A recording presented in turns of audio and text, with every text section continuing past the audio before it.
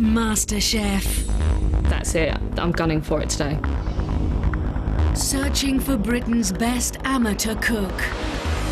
I want to win MasterChef badly. 136 contestants who all believe they have undiscovered talent. I'm convinced I can go all the way. Whoever wins, it'll change their life. Cooking doesn't get tougher than this.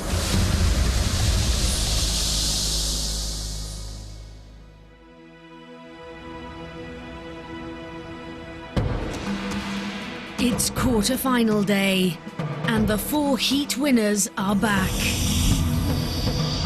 Our quarter-finalist is Amanda. Thank you. Alex. Jez. Nagas.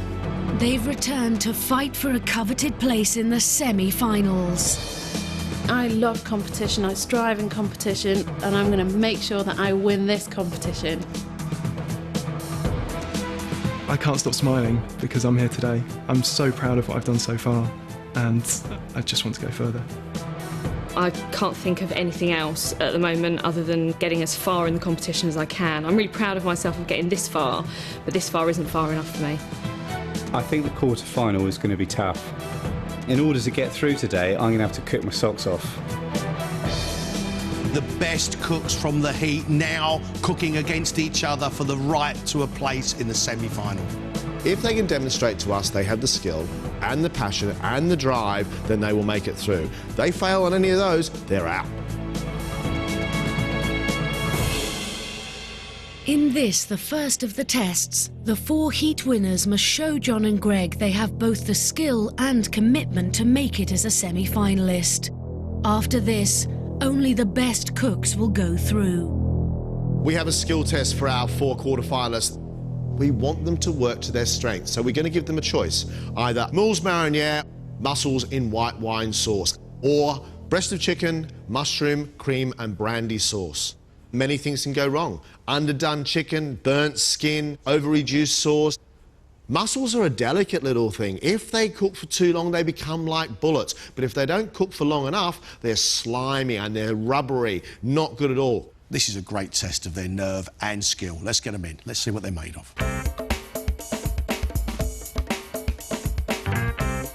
First up is physiotherapist Nargis, who's only been cooking seriously for 3 years. I'm feeling so nervous, it's unbelievable. I've got butterflies in my tummy. I'm just really nervous today.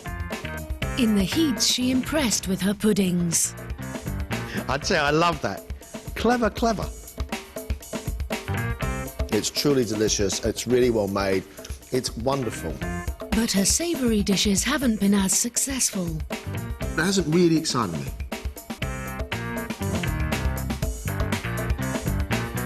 We're going to ask you to cook a dish. We're going to give you a choice.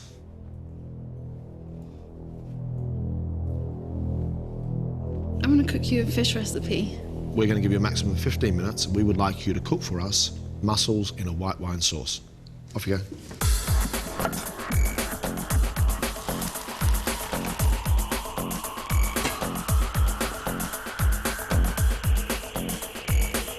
Nargis has decided to add the cream intended for the chicken dish to her mussels.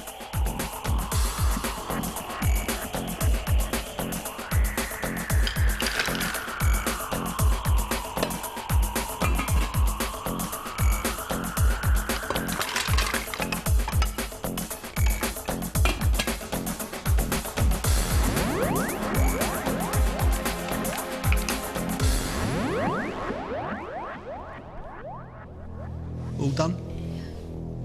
You've cooked us mussels in a white wine sauce with cream. There is no cream in moules mariniere at all.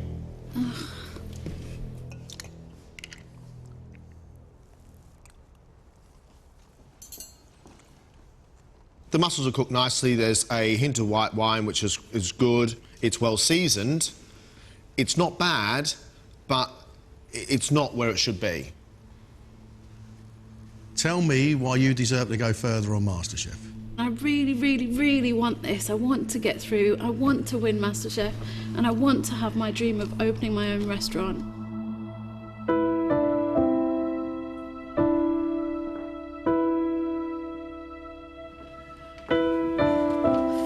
I am feeling really emotional at the minute because I've come so far. It's the quarterfinals. To go home now, it really would be devastating.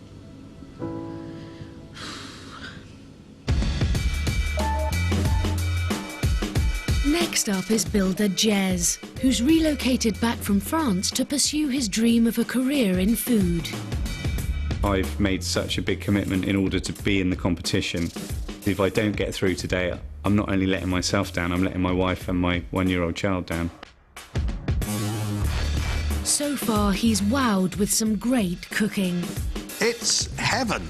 That is delicious. Thank you. But his presentation has let him down. I like the dish a lot. It's just a little bit messy.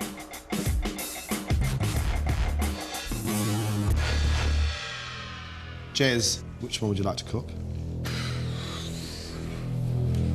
Fish. Or yours?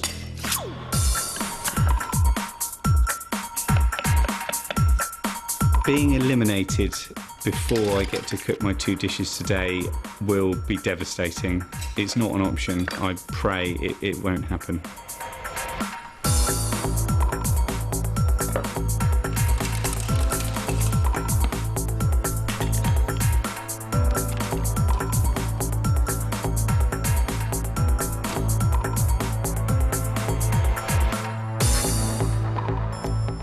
Done? Yep. Jez, you cooked us moules marinière à la crème. Classically, no cream. No cream at all. The sauce tastes quite good, but I feel those mussels need about a minute more because they're still a little bit soft. Can you tell me why you deserve to go further in MasterChef?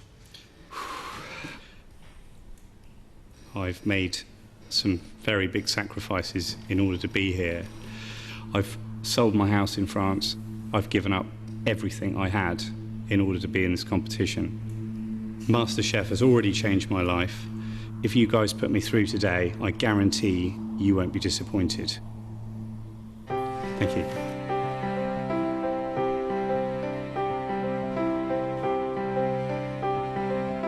I'm a bit frustrated for not getting it absolutely spot on. At this stage, you need to have it perfect, and because of the mistakes I've made, it's put that element of doubt in my mind, and I'm not quite sure whether it's going to be enough.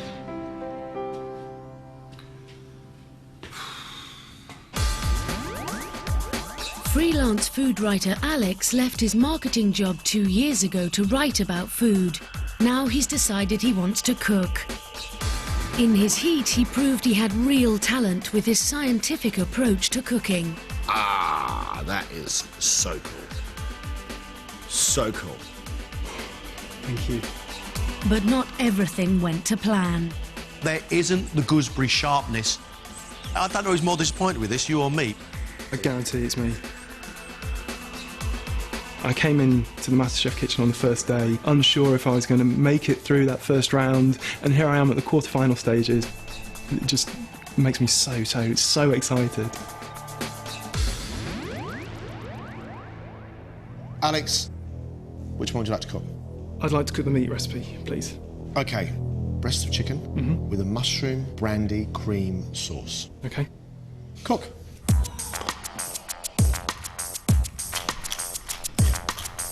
To go home would be devastating, but I'm prepared to do everything I can to get through.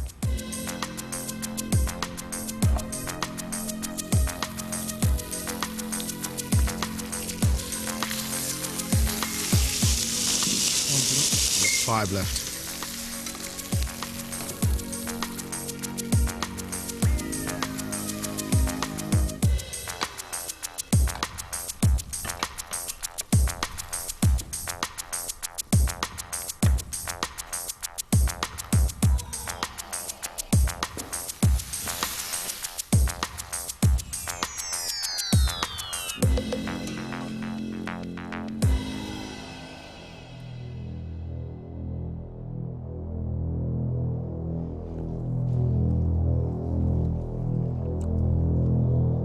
It tastes very good because the chicken is still moist and you've got a little bit of crispy skin. There's a subtle flavour of brandy, there's sweetness to the shallots. Alex, I have to say the most cack-handed way I've seen anybody ever cook chicken with mushroom sauce. But the interesting thing is you think on your feet. Well done for taking that chicken off and slicing it. Everything I have done over the last 4 or 5 years has been working towards this. I used to write recipes. I worked in a cookware shop. I'm now a food writer. If I'm not cooking, I'm thinking about what I'm going to cook, or I'm writing about what I have cooked. That's what I want to do with my life. That's why I'm here.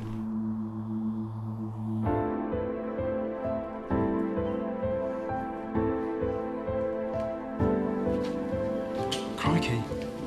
The intensity of that test, it really challenges you to think on your feet. You don't have a single second to waste. It was really tough. Last up is mortgage advisor Amanda, who dreams of having her own restaurant by the sea. Competitiveness has really kicked in since the last round.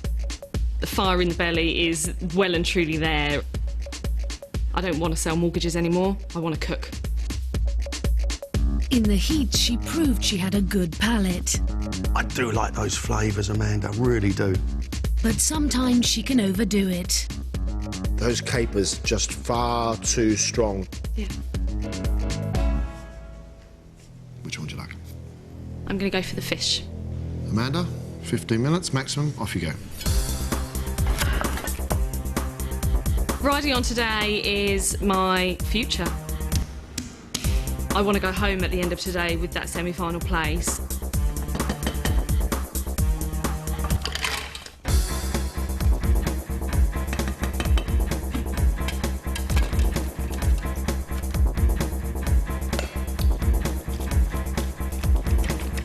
Sometimes you gotta let things cook.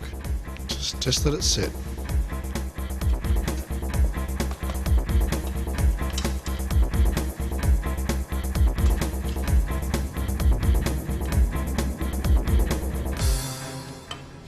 Done.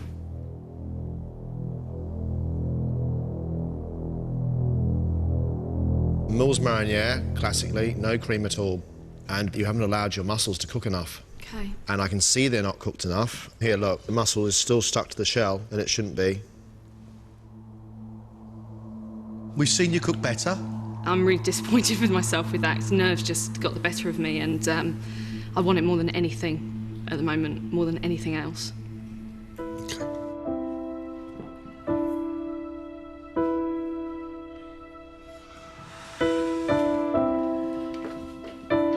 That 15 minutes was horrible.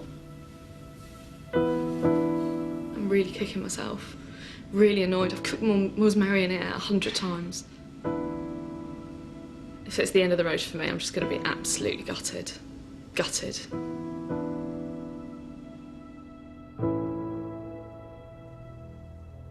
A tough test, this, but a great test, because it gives us an idea, an insight in how they cope under pressure. Alex came in here and decided to cook the chicken. He brought it back from the brink. The chicken wasn't cooking in time, so he sliced it and then put it back in the pan. I mean, he is good in the face of adversity. I think Alex stays. We've now got to make a decision about the other three. All of them were asked to do mussels with a white wine sauce. All three of them put cream in there. It's wrong. Nargis flapped. She had sauce going on in a frying pan, she had mussels going on in a saucepan, and she wasn't sure where they should both meet. Her sauce was not rich enough or thick enough. But she cooked those mussels perfectly. Jez's sauce was tasty, it had the right flavour. It just was those mussels were not cooked enough. Another 30 seconds for another minute and they would have been perfect. Amanda had problems because she wouldn't leave the lid on.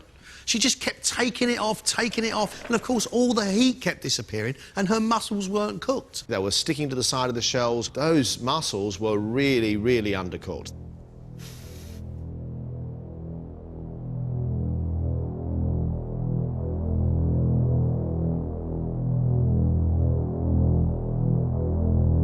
The person leaving us is Amanda. Sorry, Amanda.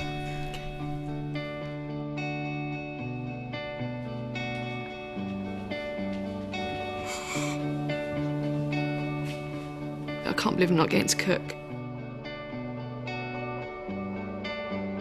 Yeah, right now I'm pretty gutted.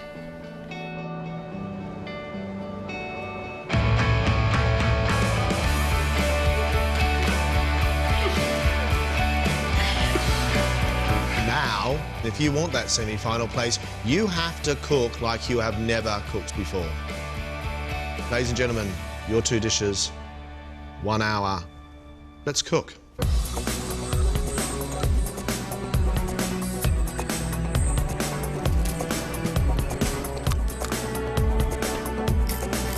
Alex, Nargis and Jez now have 1 hour to cook their 2-course menu to perfection.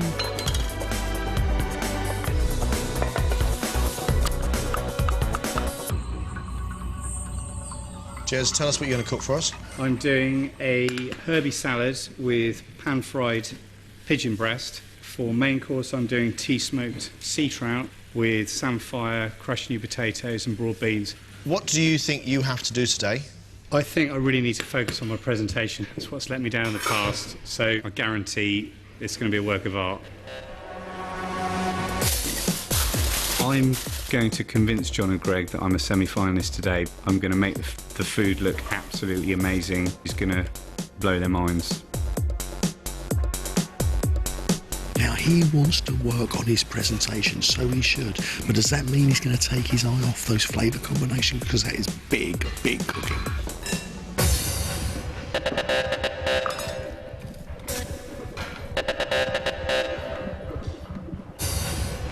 You've had 15 minutes.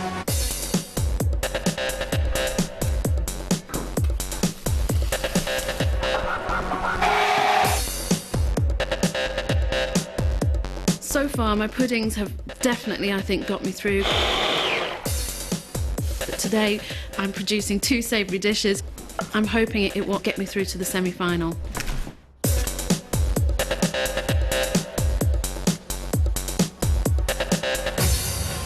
Nuggets, at the moment, I've counted about 19 different herbs and spices on your bench.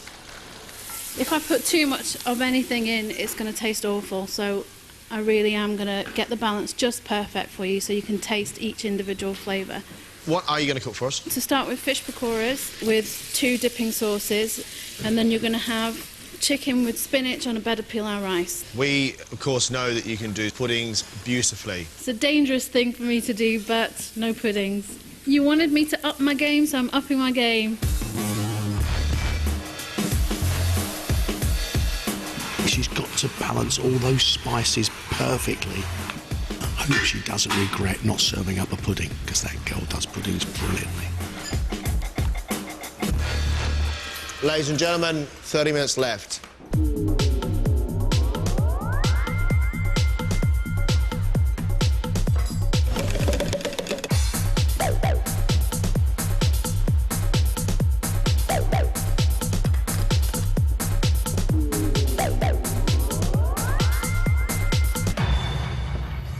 Alex, mysterious things going on your bench. I'm doing pan-fried pigeon breast with a liquid pea ravioli. Liquid pea is a process that was first invented by Ferran Adrià at El Bulli. He discovered that if you react sodium alginate with calcium gluconolactate, it forms this incredible colourless, flavourless, odourless, tasteless skin, which allows you to create these amazing sort of invisible type orbs. If it goes wrong, of course, it all goes wrong. Bit of a gamble I'm taking here, yeah. You're really going for this, aren't you? I really am. I'm pushing the boundaries with my dishes today. The ravioli's going to have a liquid centre. It should give the judges a burst of pea flavour. That's the idea behind it. Alex is going for it. His love of food, his love of science, and he's putting the 2 together.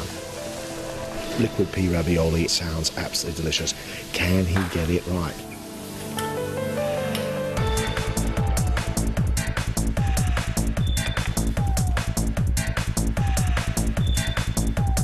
Five minutes left. Final 5 minutes.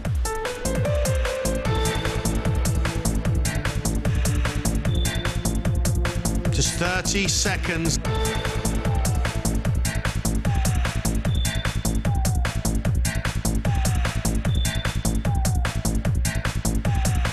Ladies and gentlemen, time's up.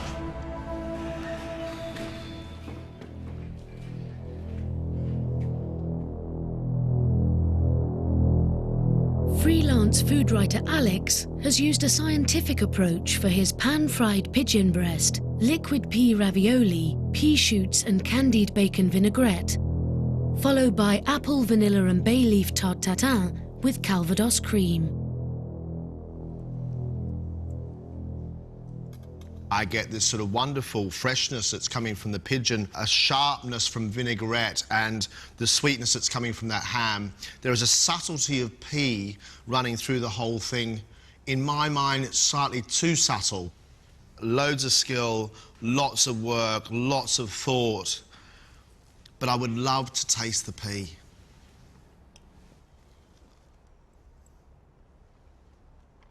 There's beautiful ravioli, very light pasta, beautifully cooked pigeon breast, but you need to have much sweeter big pea flavour. From your pigeon to your tarte tatin,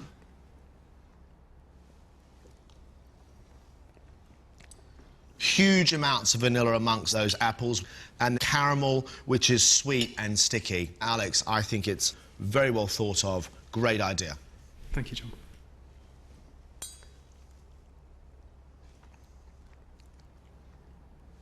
Oh.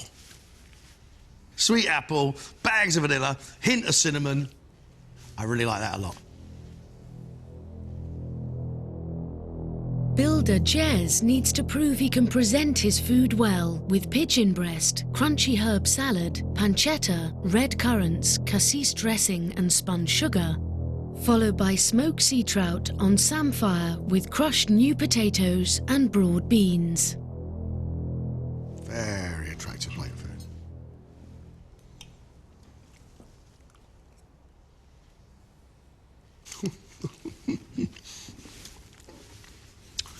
I think that's alarmingly brilliant. Your pigeon breast is lovely, but it is the contrast of those very deep flavours of herb against a fruity, sharp vinaigrette and actual sugar that I find so delightful. Really nice. Thank you. Good-looking dish. I really like the idea of the pigeon and the cassis dressing. But for me, then it starts to become very, very sweet. That sugar is one step too far. Right, pigeon with sugar, smoked fish.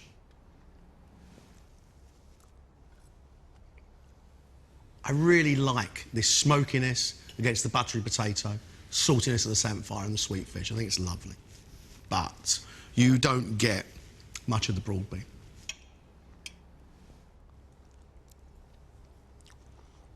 It's nicely done. But for me, that fish is too heavily smoked. It's starting to overpower some of those other ingredients on the plate.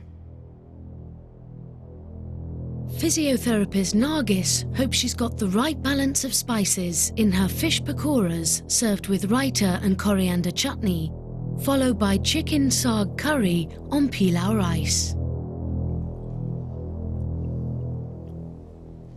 I really like those little fish parcels, crispy on the outside, the fish inside's cooked perfectly, and what I really like is that wonderful, spicy, big flavoured relish. But I don't want yoghurt and fish.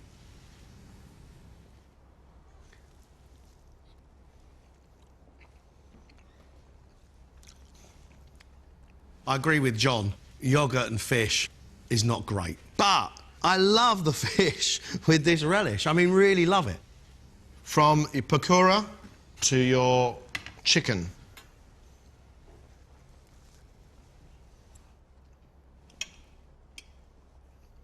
You're building up layers of flavour bit by bit that come rolling across your palate one after the other. I like the flavours very much. Very, very good.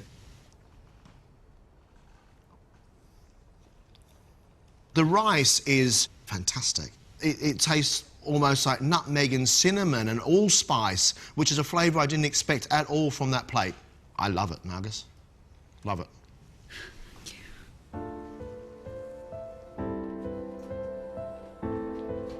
Very, very exciting quarter-final because we have 3 amateur cooks who are skilled. Our difficulty today is who's going to stay and who's going to go. Alex is taking classic dishes, pulling them apart and then reconstructing them using science. That boy is really skilled. Pigeon, a liquid pea ravioli. It was a very good dish. That dish looked like a starter in a Michelin-starred restaurant. But for me, I wanted to taste the pea. His pudding tasted divine. I thought that juicy sweet apple on that light pastry was just lovely. Big flavours in the pudding he just didn't have in his main course. I really pushed the boat out today. I really don't regret trying the techniques because it's fun and my food should be fun. Nargis is bold with her cooking, very bold. Those little cod pakoras with her coriander relish, delicious. But fish and yogurt is just wrong. The main dish of the curry with the rice, flavours that I really, really enjoyed. To handle those big flavours and make them complement each other like they did is a skillful, skillful job. They did say that they were pleased with the way I delivered bold flavours. I just hope it's enough to get me through. Jez is an interesting cook, fascinating cook. I love that pigeon salad. The strength of those herbs and then sugar. Lovely. I'll have sugar over my dessert. I have sugar in my coffee. I don't want sugar over my starter. I really liked the smoked trout against the buttery potatoes and the salty samphire. Everything cooked beautifully, but for me that fish was really over smoked, and that took away all the lovely flavours that were actually around the outside. The judges today will split about my style of cooking. I'm hoping it's going to make me stand out from the other two. These three amateur cooks have an individual style. They are thought-provoking and very, very talented. The decision now is who goes through to a semi-final.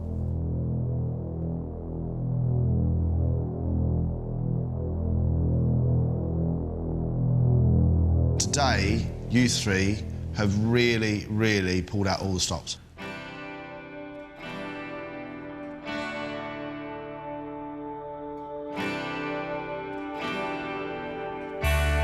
Nargis, Alex, you are both semi-finalists. Jez, I'm sorry.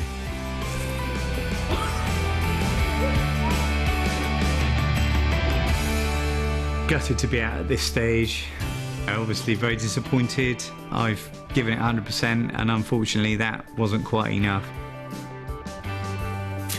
Gutted.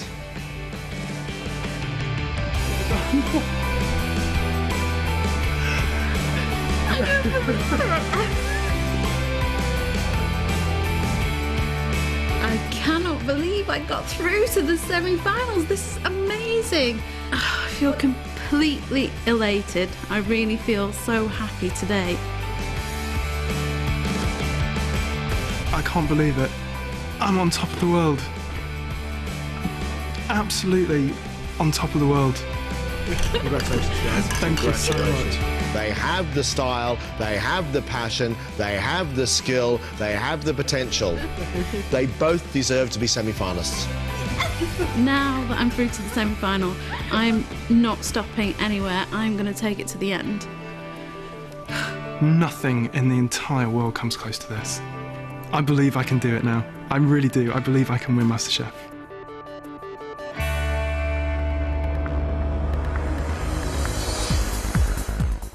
Scrumptious recipes from a new TV cook. The delicious Miss Dahl starts tomorrow night at 8:30 on BBC Two. Back to the here and now on BBC One. Now the death of a timeshare salesman is reopened. New Tricks is next.